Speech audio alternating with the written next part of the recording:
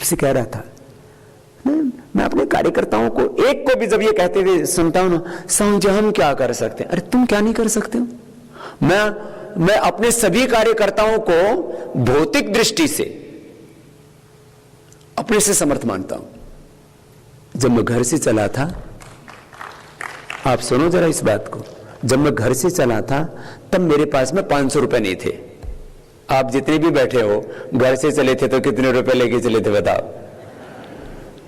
5000 तो कम से कम जेब में होते ही है। तो मेरे से कितना एडवांस हो आप लोग?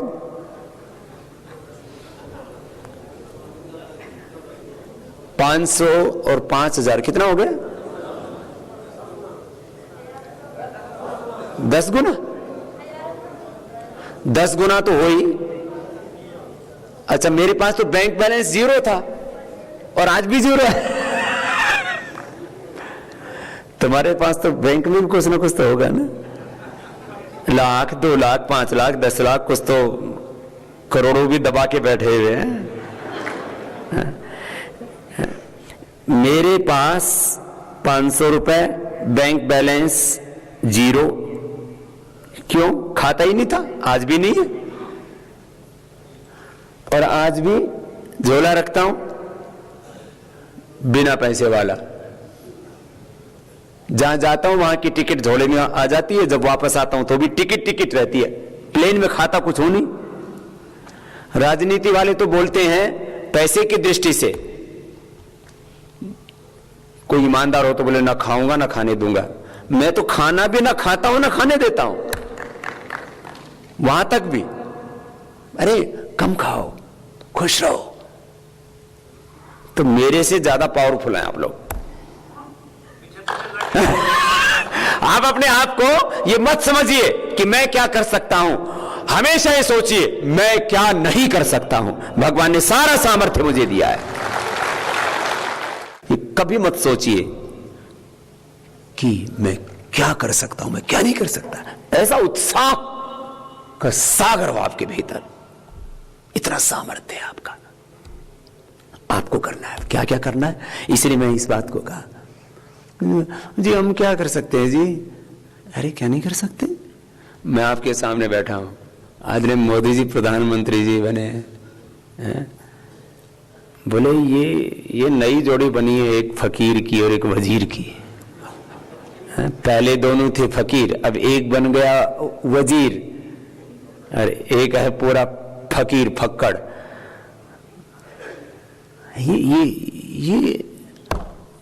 ये करेंगे क्या? मोदी जी के साथ में इस देश के जो, देखो हमको क्रेडिट लेने के लिए ये हम कुछ बातों को समझाने के लिए कहते हैं। क्रेडिट लेना, श्रेय लेना, आत्मश्लाघा, आत्म प्रशंसा करना, ये कोई मकसद नहीं होता है। मैंने कहा मोदी जी, देश को यदि बदलना है तो इस देश की जो भावनाएं हैं, अंतर्भाव हैं, उनके चित्त को जीतना पड़ेगा। बिखरे हुए लोग और अगड़े और पिछड़ों के नाम पर बटे हुए हैं। ये जो आज राजनीतिक दृष्टि से एक बात कह रहा हूं, ये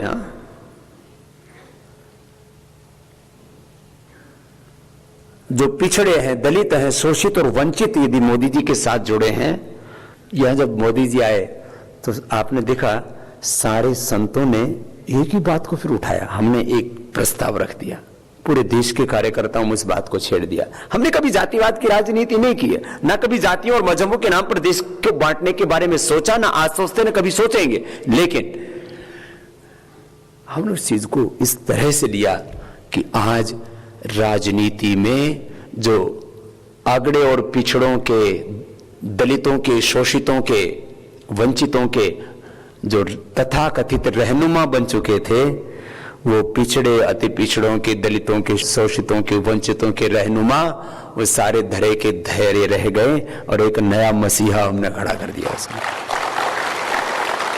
तो चीजें ऐसे नहीं होती हैं। मैं इसके पीछे एक दृष्टि बता रहा हूं आपको। कहां से चीजें खड़ी होती हैं कि मोदी जी किसी राजवंश में पैदा होकर के आए, किसी बड़े घराने में पैदा हुए थे। आप कॉर्पोरेट सेक्टर के बारे में सोचें। आज देश के 2-3 धनी लोगों के बारे में मैं आपसे बात करूं। यदि अनिल अग्रवाल जो वेदांता ग्रुप के मालिक हैं, चेयरमैन हैं, एमडी हैं, पटना के एक सरकारी स्कूल में, जैसे स्कूल में हम पढ़े ऐसे स्कूल में वो पढ़े। आज वो दुनिया के ताकतवर लोगों में से एक है, लेकिन पढ़ के कहां से आया? सरकारी स्कूल से। वही जो पुरानी जो हम लोग पहनते थे, नीचे खाकी और ऊपर नीली सी होती ना, पुरानी सरकारी स्कूलों की वही ड्रेस हुआ करती थी सारे देश की, वही पढ़ा हुआ।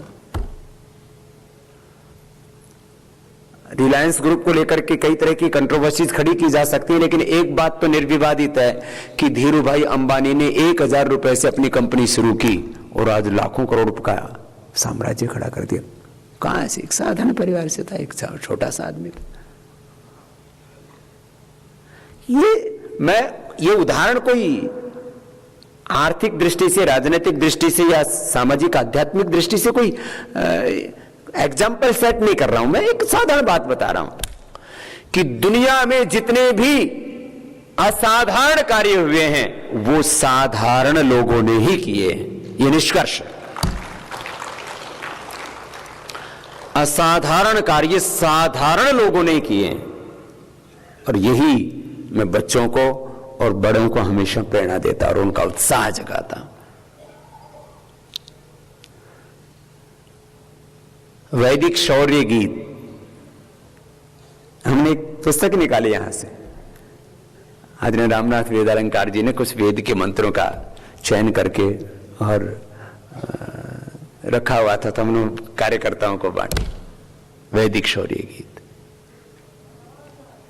अग्नि ही अस्मि जन्मना जात वेदा घृतम में चक्षु अमृतम मासन अर्क सिधातु रजसो विमान अजस्रो घर्मो हविरस्मि नाम अहम इंद्रो न पराजिज्ञ कृतम में दक्षिणे हस्ते जयो में सभ्य आहित। मैं कभी पराजित होने वाला नहीं। वेद के मंत्रों का उद्घोष। मैंने हमेशा एक चीज को देखा, आज जो भी कुछ मैंने अपने, देखो आंतरिक जीवन में भी उत्साह से कार्य होते हैं। जहां भी अध्यात्म के जिस धरातल पर हम आज खड़े हैं और जहां हमारा गंतव्य वहां में पहुंचना है, सारे काम उत्साह से। लेकिन आज जो भी मैं कुछ देश और दुनिया में कुछ भी कर पाया हूं तो उसके पीछे एक ही शब्द है, उत्साह, उत्साह, उत्साह। शौर्य, पराक्रम, शौर्य, पराक्रम, पुरुषार्थ। जगो, जगाओ। एक क्षण के लिए भी अपने मन में निराशा नहीं आने दो। एक क्षण के लिए भी। क्यों आ सकती है निराशा? मैं बार बार बोलता हूं, अशुभ का एक क्षण के लिए भी स्वागत नहीं करना है। परोपे ही मनस्पाप किम सस्तानी संससी।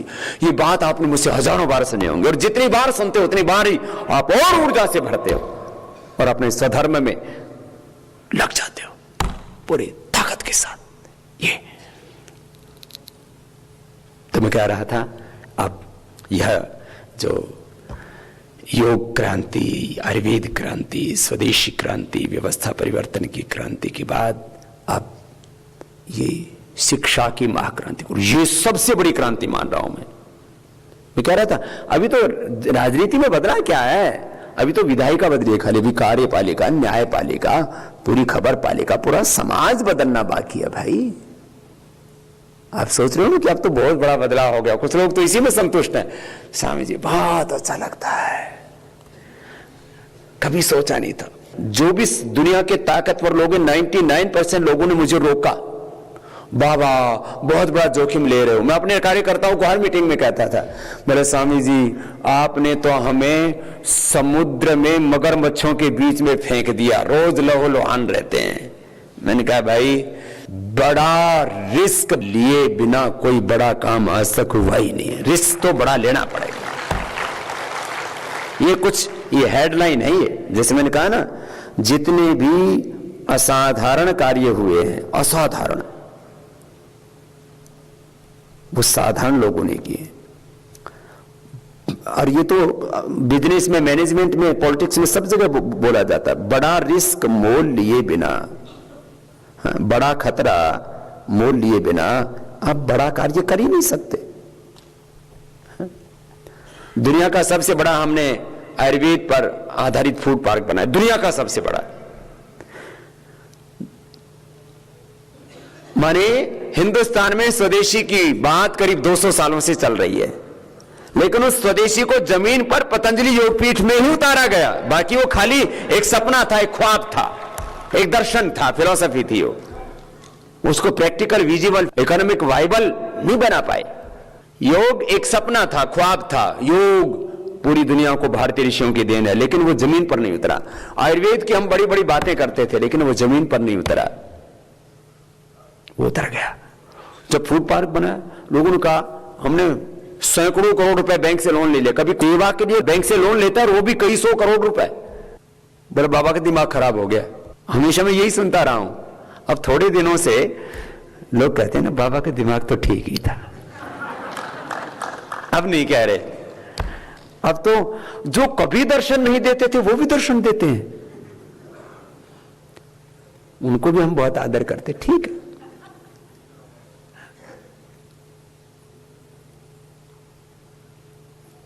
अब मैं आपसे बात कर रहा था, ये आचार्य कुलम का काम है ना, ये दुनिया को बदलने वाला काम है। देश नहीं, दुनिया को बदलने वाला काम। और ये संघर्षों के दौरान ही खड़ा हुआ था। अब आपसे कह रहा हूं, आप कोई इसकी प्रस्तावना भाई राकेश जी ने, जयदीप जी ने, सबने रख दी है। मैं इसके कुछ बिंदुओं पर जो है प्रकाश डालना चाहूंगा, और इसको हम आगे लेकर के चलेंगे। अब आगे के बड़े प्रोजेक्टों में यही सबसे बड़ा प्रोजेक्ट। जैसे क्या होता है, कभी जब हम कोई कार्य कर रहे होते हैं ना, तो उसमें कुछ हमारी सर्वोच्च प्राथमिकताएं होती हैं। सर्वोच्च प्राथमिकताएं जब तक हम तय नहीं करते हैं, तो पहले जो है योग, आयुर्वेद, स्वदेशी, व्यवस्था परिवर्तन, ये चारों पर एक साथ फोकस था, और ये हमारी प्राथमिकताएं थी। लोग इसमें बहुत तरह के, पूरी दुनिया के जो अपने आप को ये समझते हैं कि दुनिया वही चला रहे, वो आकर के हमको सलाह भी देते थे, बाबा जी 1 पर फोकस करो, 2 पर फोकस करो, 3 पर करो, 4 पर करो। आंदोलन के दौरान भी हमसे इतने लोग बोले, बाबा जी देखो ये लोग आंदोलन में सफल हो गए, इनकी जय जयकार हो रही है, इन्होंने अपने आप को लोकपाल पर केवल फोकस किया। आपका काला धन भी, भ्रष्टाचार भी, व्यवस्था परिवर्तन भी, ऐसा थोड़ी ना होता है। आप जरा कुछ लोगों की सलाह सुनिए। अब वो कहां वो लोकपाल गया, कहां लोकपाल वाले गए। ये मैं इसलिए कर रहा हूं ना, तात्कालिक रूप से सफलता और विफलता से कभी भी व्यक्ति को, या देखने में ना कोई चकाचौंध में कुछ चीजों में बहना नहीं चाहिए। थोड़ा गंभीरता से सोचो। पारखी दृष्टि होनी चाहिए, पारदर्शी दृष्टि होनी चाहिए, दूर दृष्टि होनी चाहिए, आर पार देख सकें। दृष्टिकोण बहुत बड़ी चीज है। कहते हैं ना, जैसी दृष्टि, ये बहुत बड़ा शब्द है, दृष्टि और सृष्टि वाला। तो जो अभी हमारी सर्वोच्च प्राथमिकताएं क्या हैं, तो हमने 3 प्राथमिकताएं तय की हैं। स्वस्थ भारत, ये तो छूटेगा थोड़ी, ये तो और बढ़ेगा।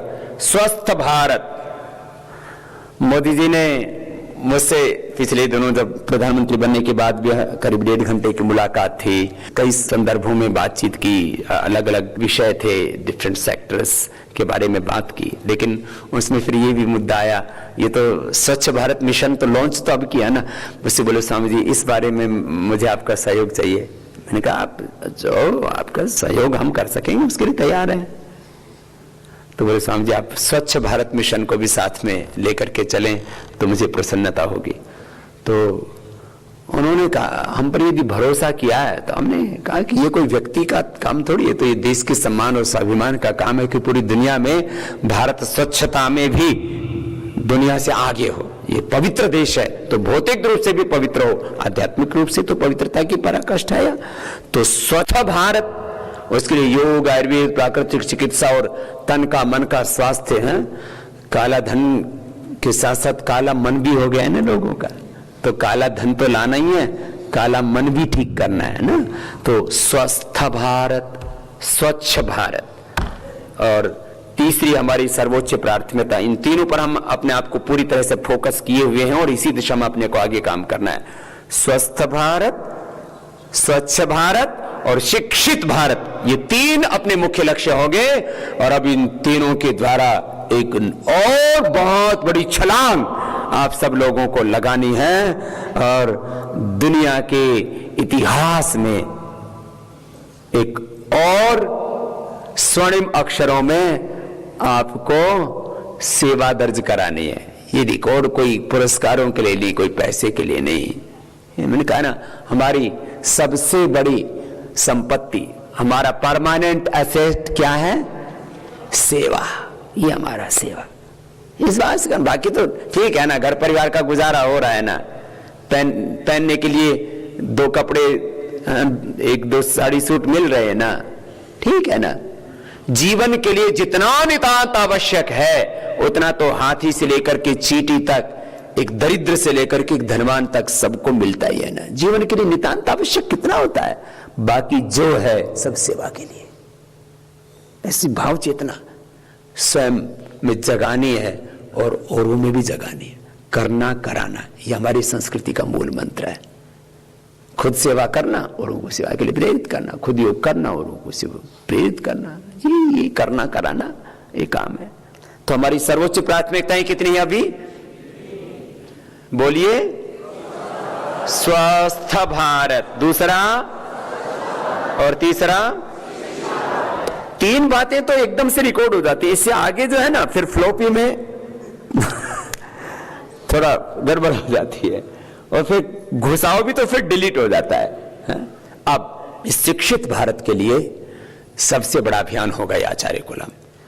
और आचार्य कुलम के, मैंने कहा 500 आचार्य कुलम तो पतंजलि योगपीठ से संचालित होंगे।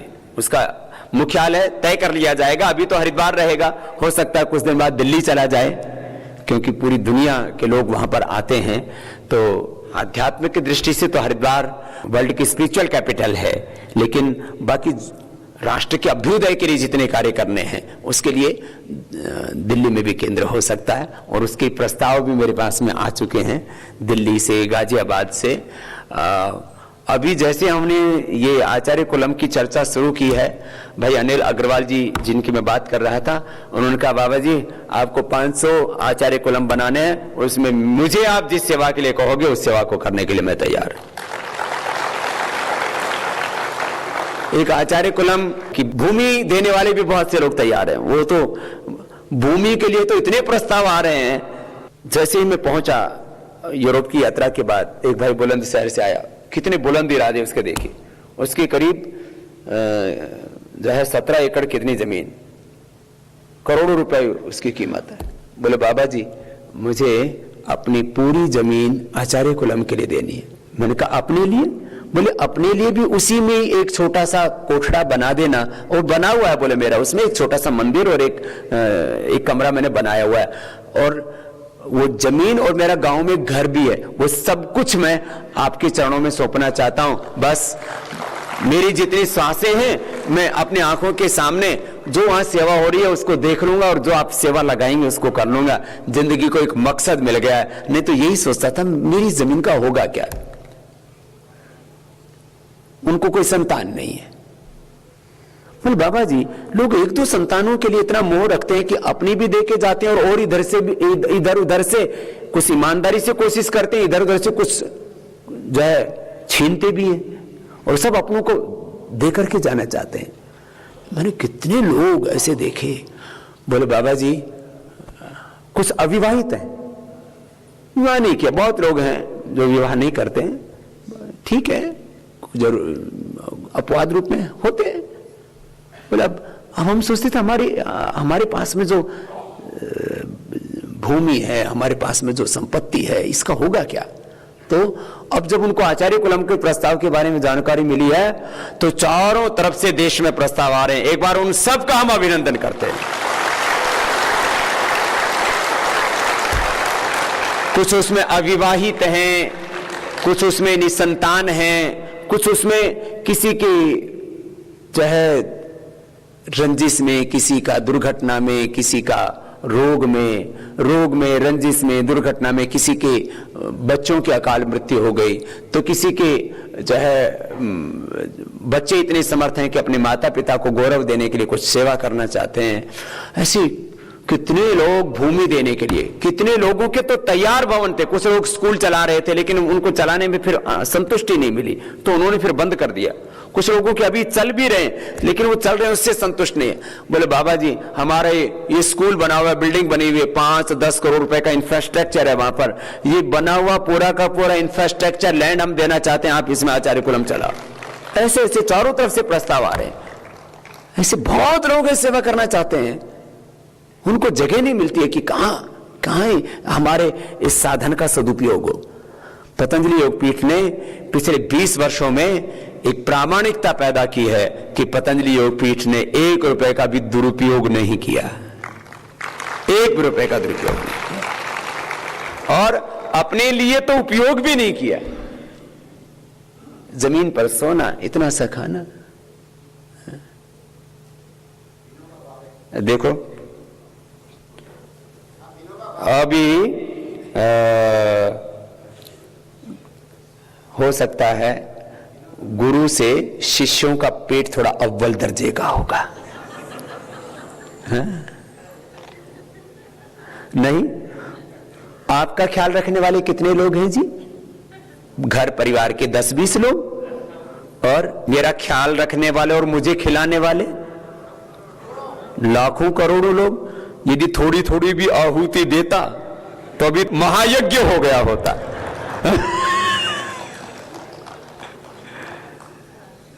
बात एक पेट की नहीं है, मैं एक बात कर रहा हूं